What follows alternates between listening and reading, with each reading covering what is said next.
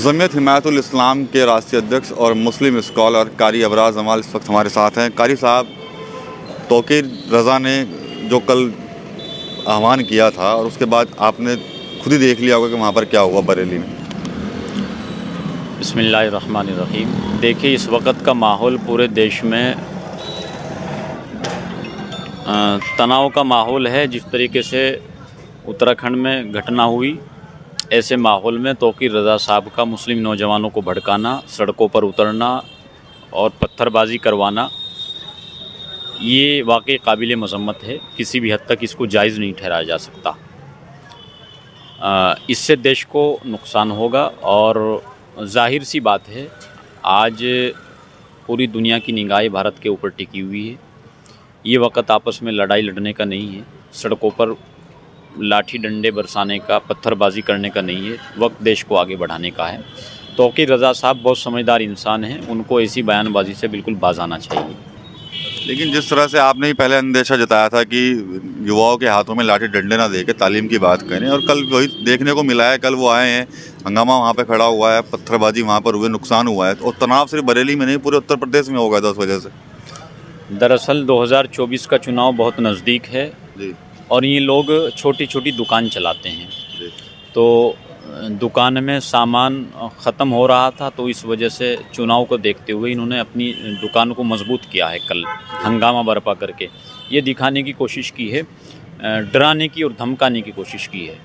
तो ये लोग अमन के दुश्मन हैं और ये लोग नहीं चाहते कि तमाम लोग आपस में मिलजुल करके रहें। ये फिर से देश के टुकड़े करना चाहते हैं।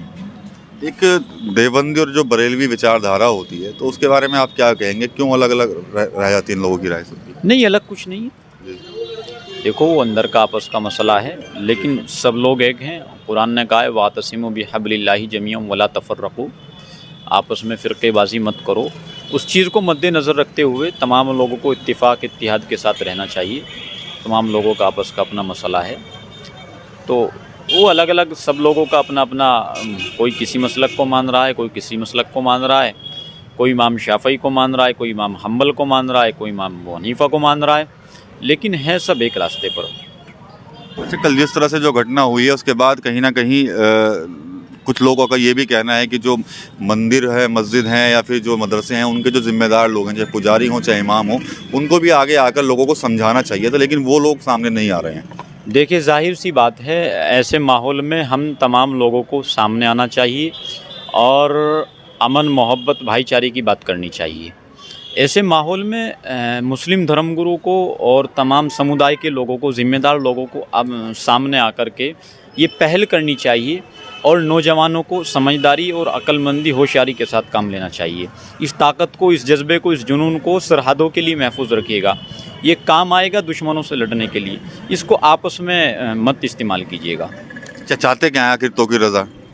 जाहिर सी बात है, वही उनका एजेंडा है, अपनी सियासत को चमकाना और मुसलमानों को बरगला भटका कर उनको इस्तेमाल करना, जो पहले से हुआ है। उसमें नुकसान भी तो होगा ना मुसलमानों का, सीधा सीधा। बिल्कुल जाहिर सी बात है, मुसलमानों का नुकसान। उन्होंने तो बरेली में हंगामा कर दिया। अब हल्द्वानी जैसी घटना हुई, जहाँ जिस तरीके का माहौल है, तो इससे आपस में हिंदू और मुस्लिम तमाम लोगों में खाई पैदा होगी। क्यों नहीं होगी? भड़काऊ बयान हो रहे हैं कि जो हमको हमला करेगा जान से मार देंगे हम उनको। ये इस तरह के बयानों का कोई वजूद नहीं है। ये देश संविधान से चलता है।